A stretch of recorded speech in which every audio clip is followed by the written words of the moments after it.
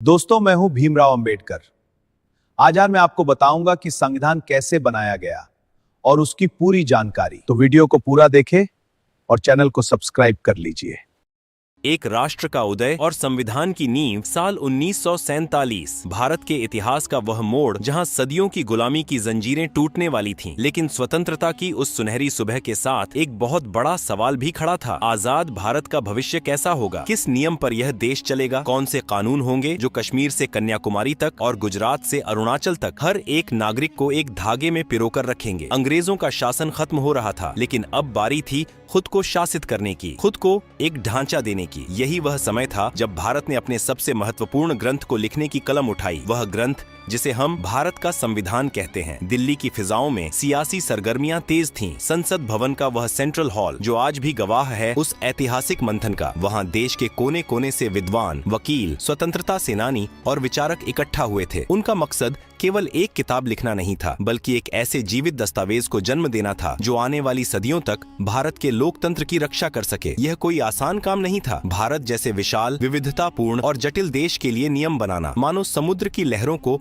मुट्ठी में कैद करने जैसा था। लेकिन इस असंभव से दिखने वाले काम को संभव बनाने के लिए एक सभा का गठन हुआ, संविधान सभा। इस महायज्ञ में सबसे महत्वपूर्ण भूमिका एक ऐसे शख्स की थी जिसे आज हम संविधान के पितामह के रूप में जानते हैं, डॉक्टर भीमराव अंबेडकर। वीडियो में जैसा कि बताया गया है, संविधान निर्माण की जिम्मेदारी कई कमेटियों पर थी, लेकिन सबसे अहम थी ड्राफ्टिंग कमेटी, और इसके अध्यक्ष की कुर्सी पर विराजमान थे डॉक्टर अंबेडकर। कल्पना कीजिए उस दौर की जब एक तरफ देश विभाजन की आग में जल रहा था, सांप्रदायिक दंगे भड़के हुए थे, और दूसरी तरफ एक कमरे में बैठकर डॉक्टर अंबेडकर और उनकी टीम भारत के भविष्य का नक्शा तैयार कर रही थी। उनके कंधों पर करोड़ों उम्मीदों का बोझ था। उन्हें यह सुनिश्चित करना था कि यह संविधान केवल अमीरों या रसूखदारों के लिए न हो, बल्कि समाज के सबसे अंतिम पायदान पर खड़े व्यक्ति को भी न्याय और समानता का अधिकार दे सके। संविधान को तैयार करना कोई एक रात का काम नहीं था, और न ही यह केवल कुछ पन्नों का पुलिंदा था। यह एक तपस्या थी। जैसा कि तथ्यों में दर्ज है, इस महान दस्तावेज को अंतिम रूप देने में 2 साल 11 महीने और 18 दिन का लंबा वक्त लगा। जरा सोचिए, लगभग 3 साल। दिन और रात का अंतर मिट गया था। हर एक शब्द, हर एक अनुच्छेद पर घंटों बहस होती थी। संविधान सभा में तीखी नोकझोंक भी होती और सहमति के ठहाके भी गूंजते। हर प्रावधान को कसौटी पर परखा जाता था कि क्या यह भारत की आत्मा के अनुकूल है, क्या यह भविष्य की चुनौतियों का सामना कर पाएगा। अक्सर लोग पूछते हैं कि इस पूरी प्रक्रिया में कितना खर्च आया। आज के दौर में शायद वह रकम छोटी लगे, लेकिन उस समय के हिसाब से वह एक बहुत बड़ी धनराशि थी। वीडियो के तथ्यों के मुताबिक भारत के संविधान को तैयार करने में कुल लगभग 64 लाख रुपए का खर्च आया था। यह पैसा केवल कागज और स्याही का नहीं था, यह उस बौद्धिक संपदा का निवेश था जिसने भारत को दुनिया का सबसे बड़ा लोकतंत्र बनाया। यह खर्च उन यात्राओं का था जो दुनिया भर के संविधानों को समझने के लिए की गई, उन बहसों का था जो रिकॉर्ड की गई, और उस प्रशासनिक ढांचे का था जिसने इस पूरी प्रक्रिया को सुचारू रूप से चलाया। जब हम डॉक्टर अंबेडकर के नेतृत्व की बात करते हैं तो हमें उनकी दूरदर्शिता को नमन करना पड़ता है। उन्होंने ड्राफ्टिंग कमेटी के अन्य सदस्यों के साथ मिलकर एक ऐसा मसौदा तैयार किया जो न केवल कानूनी रूप से ठोस था, बल्कि सामाजिक रूप से भी संवेदनशील था। उन्होंने पहले ही भांप लिया था कि भारत को एक मजबूत केंद्र की जरूरत है, लेकिन साथ ही राज्यों को भी अपनी शक्तियां चाहिए। उन्होंने धर्म, जाति, भाषा और क्षेत्र से ऊपर उठकर हम भारत के लोग की भावना को कागज पर उतारा। लेकिन क्या संविधान केवल वकीलों द्वारा लिखा गया एक नीरस दस्तावेज था? नहीं, यह तो भारत की कहानी थी। जब यह बनकर तैयार हुआ तो यह दुनिया का सबसे लंबा लिखित संविधान बन गया। इसके मूल रूप में 395 अनुच्छेद, 22 भाग और 8 अनुसूचियां थीं। इसकी विशालता का अंदाजा इसी बात से लगाया जा सकता है कि इसकी मूल प्रति में ही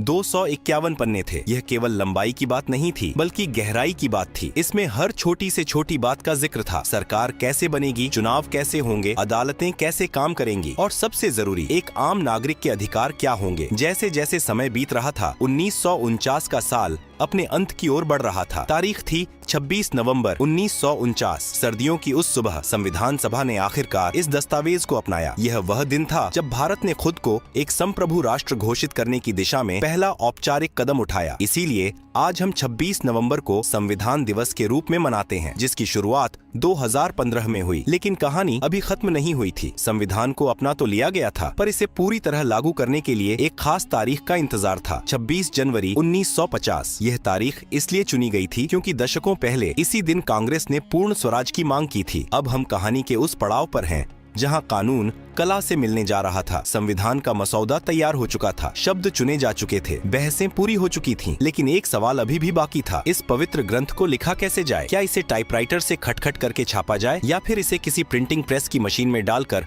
हजारों कॉपियों में बदल दिया जाए? नहीं, भारत का संविधान कोई साधारण सरकारी फाइल नहीं था। यह भारत की आत्मा की आवाज थी और आत्मा को मशीनों से नहीं, हाथों से उकेरा जाना चाहिए था। यही एंट्री होती है एक ऐसे कलाकार की जिनके हाथों में मानो जादू था। नाम था प्रेम बिहारी नारायण रायजादा। वीडियो में जैसा कि बताया गया है, पंडित नेहरू ने प्रेम बिहारी जी से संपर्क किया और उनसे संविधान को लिखने का आग्रह किया। जब बात मेहनताने की आई तो प्रेम बिहारी जी ने जो जवाब दिया, उसने इतिहास के पन्नों में उनका नाम सुनहरे अक्षरों में लिख दिया। उन्होंने कहा, मुझे एक भी पैसा नहीं चाहिए, मेरी बस एक शर्त है, संविधान के हर पन्ने पर मेरा नाम होगा और अंतिम पन्ने पर मेरे नाम के साथ मेरे दादाजी राम प्रसाद सक्सेना का नाम होगा। यह शर्त एक कलाकार का अपने गुरु और पूर्वजों के प्रति सम्मान थी। सरकार ने इसे मान लिया। प्रेम बिहारी रायजादा का काम शुरू हुआ। उन्होंने अंग्रेजी के इटैलिक्स स्टाइल में बड़े ही खूबसूरत और प्रवाहमय तरीके से लिखना शुरू किया। जरा सोचिए उस धैर्य की। 251 पन्ने, हजारों शब्द और एक भी गलती की गुंजाइश नहीं। अगर एक भी शब्द गलत हुआ तो पूरा पन्ना बदलना पड़ता। स्याही में डूबी हुई निब जब कागज पर चलती थी तो एक राष्ट्र का भविष्य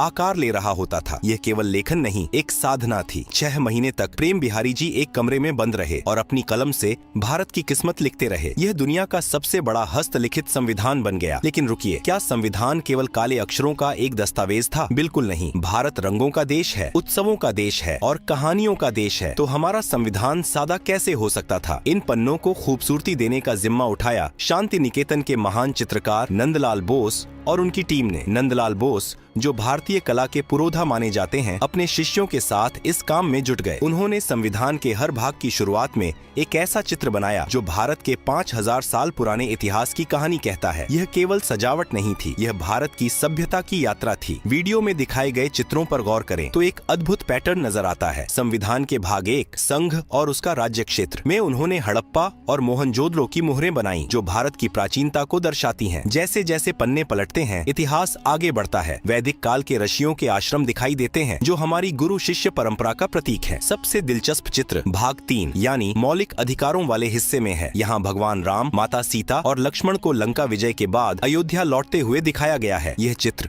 यूं ही नहीं चुना गया था। राम राज्य को न्याय और आदर्श शासन का प्रतीक माना जाता है और मौलिक अधिकार भी नागरिक को न्याय दिलाने का सबसे बड़ा हथियार है। इसी तरह भाग 4 नीति निर्देशक तत्व में भगवान कृष्ण अर्जुन को गीता का उपदेश देते हुए नजर आते हैं जो कर्तव्य और कर्म का संदेश है। शांति निकेतन के कलाकारों ने किसी धर्म विशेष को नहीं बल्कि भारत की समग्र संस्कृति को उकेरा। पन्नों पर भगवान बुद्ध और महावीर के चित्र शांति और अहिंसा का संदेश देते हैं। फिर इतिहास मध्यकाल में प्रवेश करता है। भाग 6 और उसके आगे के पन्नों पर बादशाह अकबर और मुगल वास्तुकला की झलक मिलती है। फिर आता है मराठा और सिख साम्राज्य का द्वार जहां छत्रपति शिवाजी महाराज और गुरु गोविंद सिंह जी के चित्र वीरता की गाथा सुनाते हैं। और आखिर में स्वतंत्रता संग्राम भाग 9 और अन्य हिस्सों में महात्मा गांधी की दांडी यात्रा, नोआखाली में दंगा पीड़ितों के बीच बापू और नेताजी सुभाष चंद्र बोस की आजाद हिंद फौज को दर्शाया गया है। यानी जब आप संविधान के पन्ने पलटते हैं तो आप केवल कानून नहीं पढ़ते, आप सिंधु घाटी से लेकर 1947 तक के भारत को अपनी आंखों से देखते हैं। नंदलाल बोस और उनकी टीम ने इन चित्रों को बनाने के लिए सोने की पत्तियों और प्राकृतिक रंगों का इस्तेमाल किया ताकि ये रंग कभी फीके न पड़े। बॉर्डर पर बनाए गए फूल पत्तियां, कमल और हाथी भारत के पर्यावरण प्रेम को दिखाते हैं। प्रेम बिहारी की लिखावट और नंदलाल बोस की कलाकारी ने मिलकर संविधान को एक जीवंत म्यूजियम बना दिया। यह वह दौर था जब कला और कानून एक दूसरे के पूरक बन गए थे। एक तरफ अनुच्छेदों की गंभीरता थी तो दूसरी तरफ चित्रों की सुंदरता। यह दस्तावेज बता रहा था कि भारत अपनी जड़ों से जुड़ा रहकर ही आसमान छू सकता है। लेकिन इतना सुंदर शरीर तैयार होने के बाद अब बारी थी इसमें आत्मा डालने की। यह आत्मा थी संविधान के विचार, उसके मूल्य और उसकी शक्ति। आखिर हमने दुनिया भर के संविधानों को पढ़कर क्या सीखा? अमेरिका से हमने क्या लिया? ब्रिटेन से हमने क्या उधार लिया? और कैसे भारत ने इन सब को मिलाकर अपनी एक अलग पहचान बनाई? हम जानेंगे संविधान के उन स्रोतों के बारे में जिन्होंने भारत को दुनिया का सबसे शक्तिशाली लोकतंत्र बनाया और उस प्रस्तावना के बारे में जो संविधान का सार है। संविधान के पन्ने सज चुके थे, तस्वीरें उकेरी जा चुकी थीं और कानून लिखा जा चुका था। एक शरीर पूरी तरह तैयार था, लेकिन एक शरीर तब तक बेजान रहता है जब तक उसमें आत्मा न हो। भारत के संविधान की यह आत्मा बसती है उसके पहले पन्ने पर, जिसे हम प्रस्तावना कहते हैं। वीडियो में इसका जिक्र बड़े ही खास ढंग से किया गया है। जब आप संविधान खोलते हैं तो सबसे पहले आपकी नजर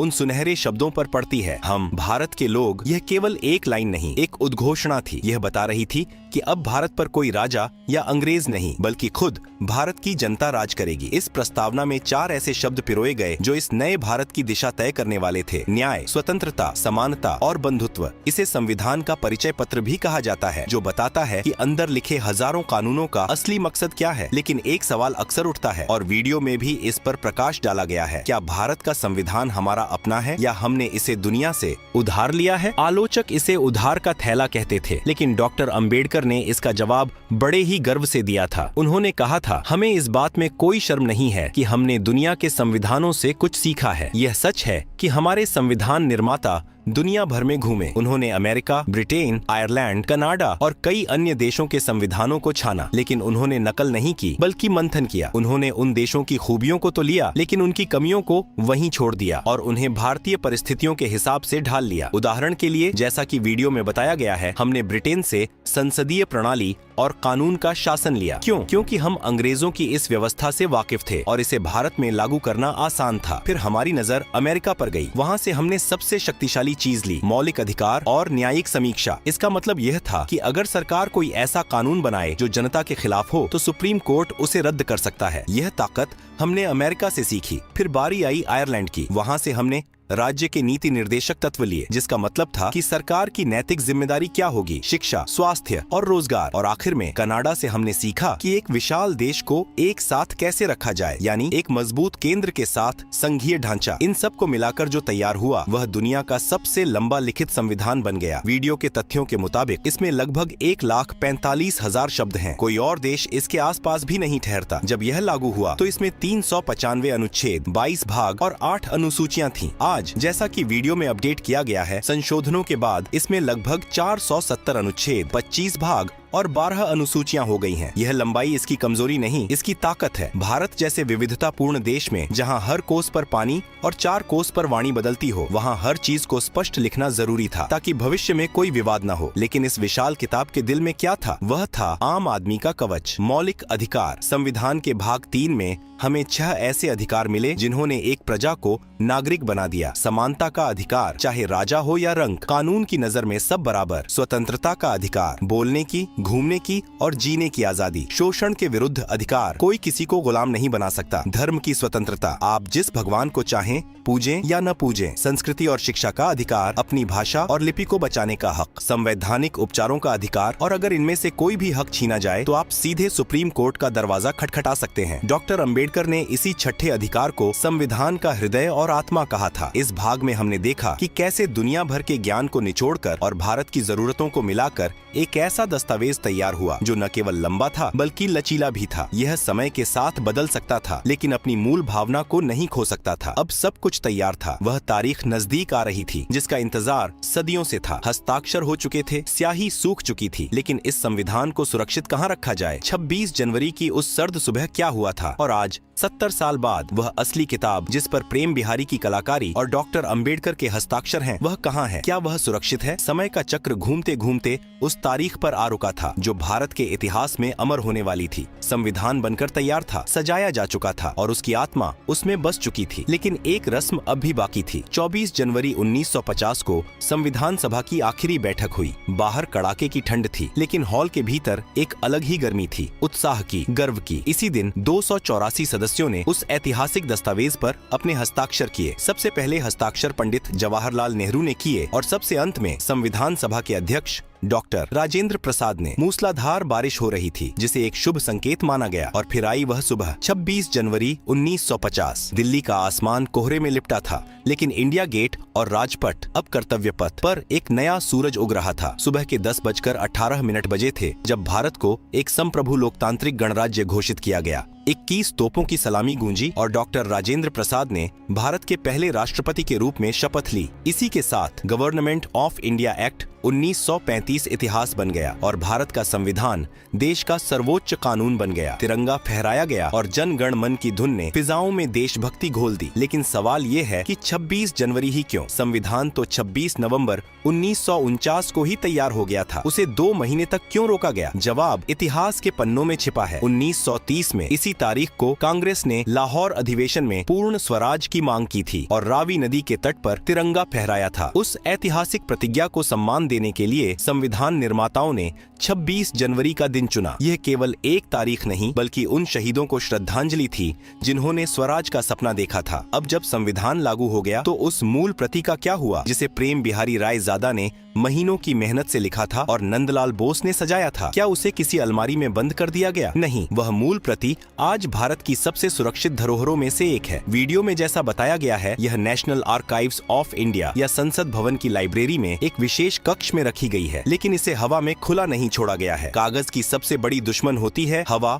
और नमी। ऑक्सीजन के संपर्क में आने से कागज पीला पड़ने लगता है और गलने लगता है। इसे वैज्ञानिक भाषा में फॉक्सिंग कहते हैं। हमारे संविधान को इस फॉक्सिंग से बचाने के लिए विज्ञान का सहारा लिया गया। इसे एक एयर टाइट कांच के केस में रखा गया है, लेकिन इसके अंदर हवा नहीं है। इसके अंदर भरी गई है हीलियम गैस। हीलियम एक अक्रिय गैस है जो किसी भी चीज के साथ प्रतिक्रिया नहीं करती। यह सुनिश्चित करती है कि कागज, स्याही और सोने की पत्तियां वैसी ही चमकती रहें जैसी वे 1950 में थीं। हर साल इस चैम्बर की जांच की जाती है ताकि गैस का दबाव बना रहे। अमेरिका के संविधान को भी इसी तरह संरक्षित किया गया है, लेकिन भारतीय सुरक्षा तकनीक उससे भी कहीं आगे है। यह केस कैलिफोर्निया की एक कंपनी के सहयोग से भारत में ही विकसित किया गया था। आज भी जब कोई विदेशी मेहमान या शोधकर्ता वहां जाता है तो उसे वह काली स्याही और सुनहरे चित्र वैसे ही जीवंत दिखते हैं। और हाँ, एक छोटा सा रहस्य जो पिछले भाग में छूट गया था। वीडियो में आपसे एक सवाल पूछा गया था कि हिंदी में संविधान किसने लिखा? अंग्रेजी कॉपी तो प्रेम बिहारी रायजादा ने लिखी, लेकिन हिंदी अनुवाद को लिखने वाले कलाकार थे वसंत कृष्ण वैद्य। उनका नाम भी